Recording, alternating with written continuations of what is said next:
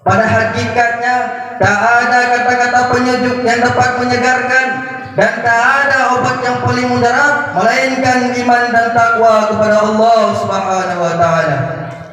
Hanya iman dan takwa kepadanya lah satu-satunya jalan keluar dari berbagai problem kehidupan, yang mendatangkan keberkahan hidup serta menjauhkan diri dari azabnya di dunia maupun di akhirat nanti. Amin. Karena sesungguhnya takwa seseorang akan mewarisi surga Allah Subhanahu wa taala nantinya. Inilah yang akan menjadi perbincangan kita pada hari yang berbahagia ini, yakni iman dan takwa solusi atasi lajunya modernisasi. Hadirin masyarakat muslimin rahimakumullah.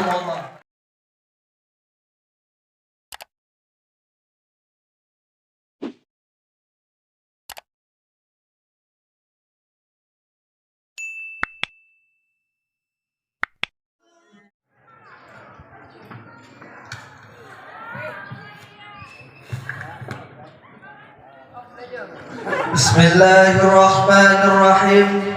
Assalamualaikum warahmatullahi wabarakatuh.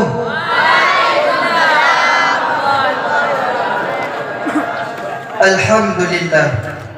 Alhamdulillahil jawadil karim. Asy-syakuril halim. أسبغ على عباده النعام ودفع عنهم شدائد النقام وهو البر الرحيم. أشهد أن لا إله إلا الله وحده لا شريك له، وأشهد أن سيدنا محمدا عبده ورسوله. اللهم صل وسلم على سيدنا محمد وعلى آله وأصحابه أجمعين. أما بعد، فقال الله تعالى في القرآن الكريم: أعوذ بالله من الشيطان الرجيم، بسم الله الرحمن الرحيم. من يتق الله يجعل له من أمره يسرا. صدق الله العظيم.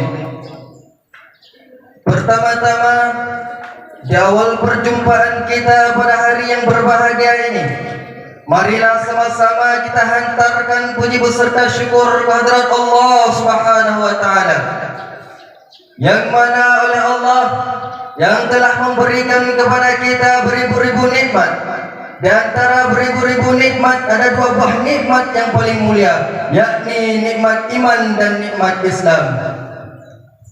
Selawat bergemakan salam marilah sama-sama kita hantarkan kepada seorang pelopor Islam yang bertitel Habibullah, yang berpangkat Rasulullah. Siapa lagi kalau bukan baginda kita, yakni Nabi besar Muhammad sallallahu alaihi wasallam, sang pembawa obor kebenaran yang telah menyelamatkan nenek moyang kita dari alam kacau balau menuju alam yang tentram seperti yang kita rasakan pada hari yang berbahagia ini.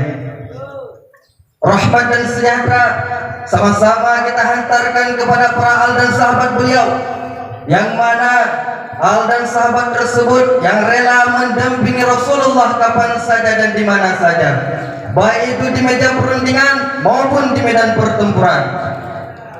Dan rahmat dan sejahtera pula sama-sama kita hantarkan kepada para alim-alim ulama, baik ulama mutakaddimin maupun ulama yang mutaakhirin, yang muhtabar kedua-duanya di sisi Allah.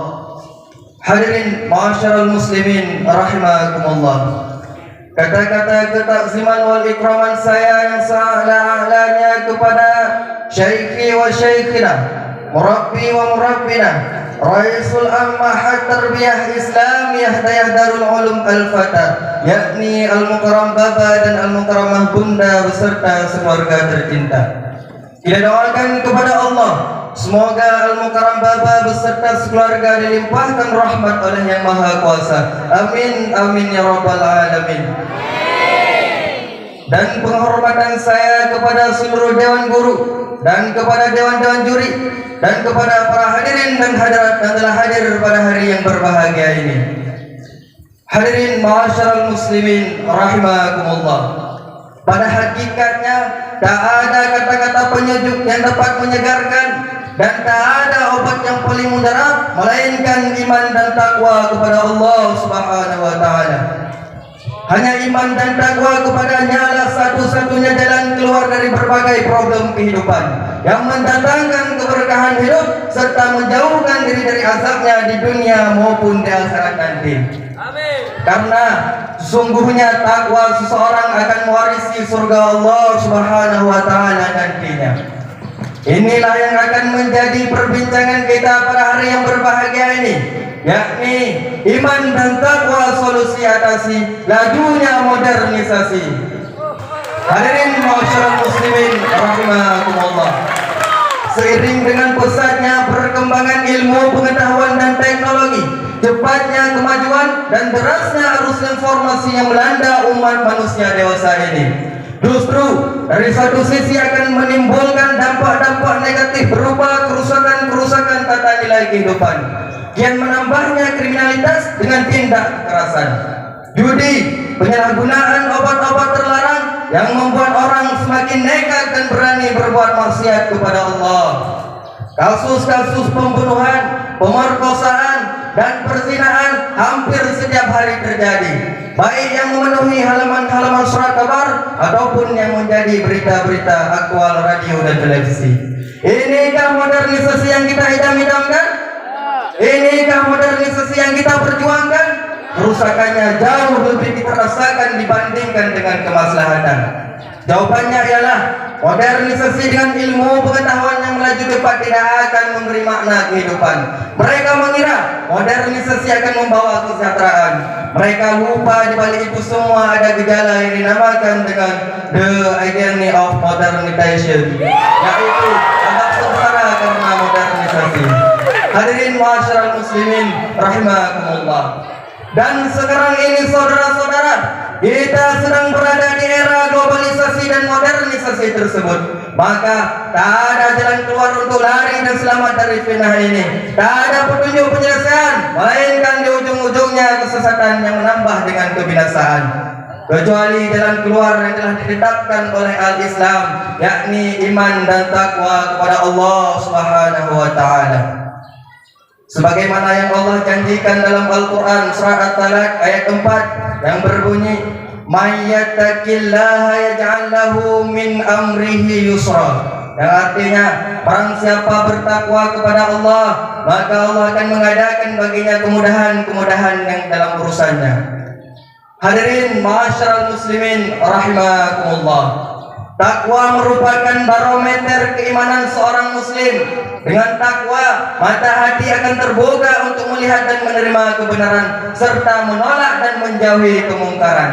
Sebagaimana firman-Nya, "Ya ayyuhalladzina amanu in tattaqullaha yaj'al lakum furqana."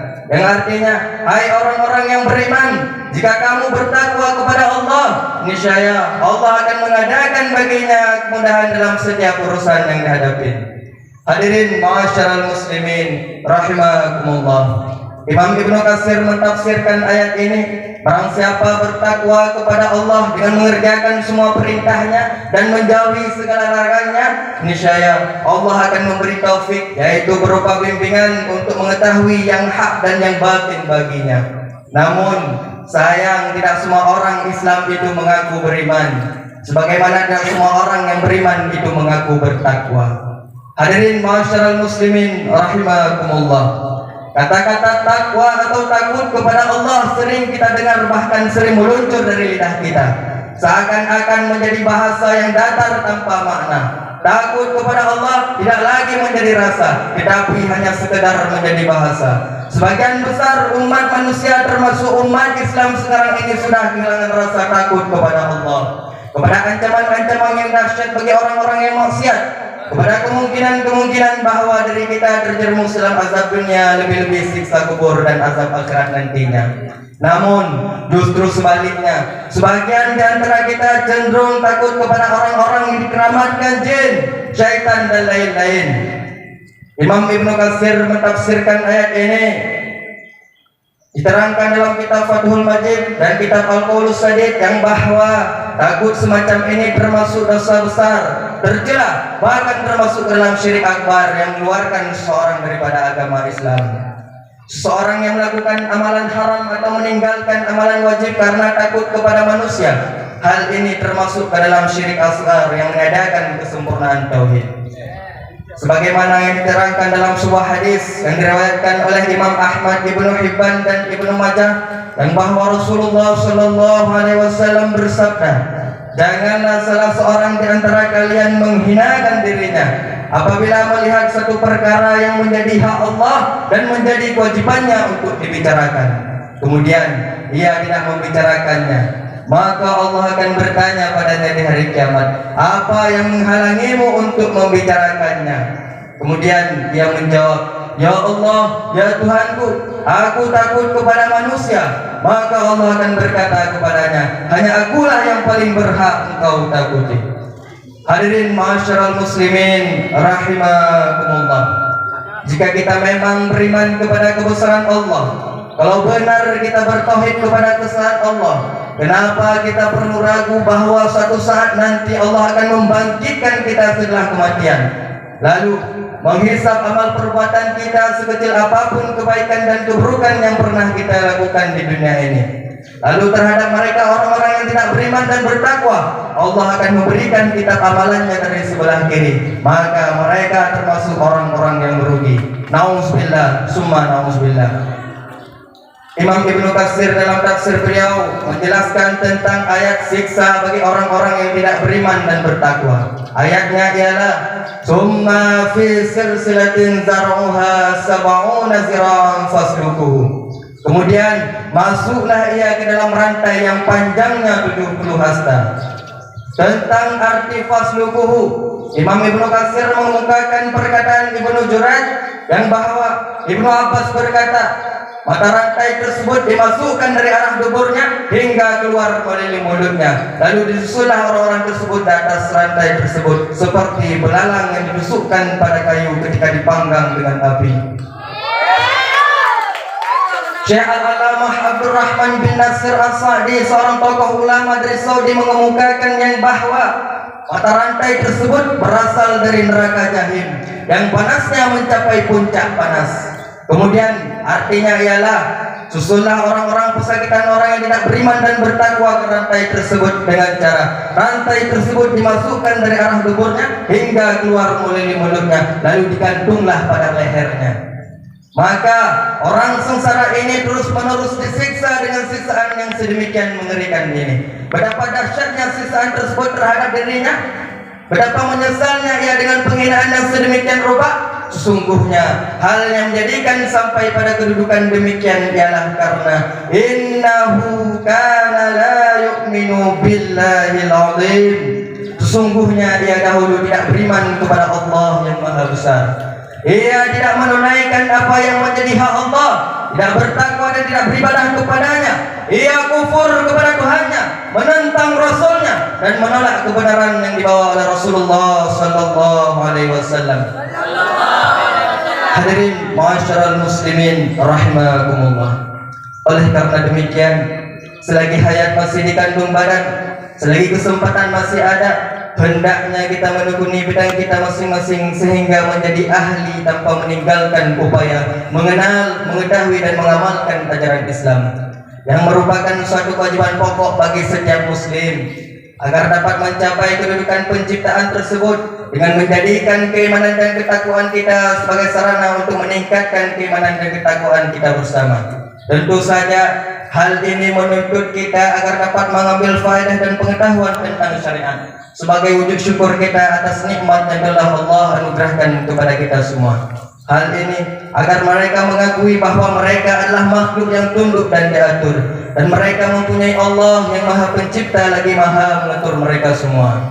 Marilah sama-sama kita meningkatkan keimanan dan ketakwaan kita kepada Allah, karena dengan iman dan takwa itulah kita akan dapat mengarungi kehidupan dunia yang penuh dengan kegelisahan. Kita akan dapat mengarungi dunia yang penuh dengan kegundahan. Bagi umat Islam, keimanan dan ketakwaan merupakan satu kenikmatan yang luar biasa yang tidak dapat digantikan dengan nikmat manapun. Dengan adanya iman dan takwa itulah kita adalah diberikan semacam petunjuk untuk beriman dan memeluk sebuah agama yang diridai Allah, yakni agama Islam. Karena Allah mengabarkan orang siapa bertakwa kepada Allah, maka Allah akan mengadakan baginya kemudahan-kemudahan dalam setiap urusan yang dihadapinya, baik urusan di dunia maupun urusan di akhirat kelak. Allah mengabarkan orang siapa bertakwa kepada Allah, niscaya Allah akan mengadakan baginya kemudahan-kemudahan. Sesulit apapun masalah yang menimpa seorang hamba, ketika ia beriman dan bertakwa, maka yakinlah Allah pasti akan membantu dan memberikan pertolongan dalam bentuk jalan yang tidak disangka-sangka. Seorang yang ingin sukses, ia harus dapat bersikap profesional untuk mencapai tujuan yang hakiki. Karena tujuan akhir hidup seorang manusia di dunia ini adalah untuk mewujudkan peribadatan kepada Allah Subhanahu wa taala dengan iman dan takwanya. Maka orang-orang yang beriman dan bertakwa, ia akan mampu karena bagi orang-orang yang beriman yang bertakwa, ia akan mampu membedakan antara yang hak dan yang batil, yang halal dan yang haram, serta yang sunnah dengan yang bid'ah. Melalui momentum ini, marilah sama-sama kita meningkatkan keimanan kita bersama melalui berbagai cara. Mulai dari menambah ilmu-ilmu agama dengan merenungkan tanda-tanda kebesaran Allah yang dapat kita lihat dari alam. Marilah sama-sama kita memohon kepada Allah, semoga kita selalu terpelihara dalam meningkatkan keimanan dan ketakwaan kita bersama. Amin, amin ya rabbal alamin. Mungkin hanya inilah yang dapat saya sampaikan. Lebih dan kurang saya mohon maaf. Wabillahi taufiq wal hidayah. Wassalamualaikum warahmatullahi wabarakatuh. Waalaikumsalam warahmatullahi wabarakatuh. Dewan Juri yang mulia, penonton yang budiman, yang barusan meninggalkan pentas adalah peserta yang bernama Tunku Masrul Aidi bin Mulyadi yang beralamat Desa Perumping, Kecamatan Muntasik, Kabupaten Aceh Besar. Beliau adalah utusan dari kabilah Al-Barakah yang dimentori oleh Habib Miswar, Tunku Muhajir dan Tunku Muhibatullah.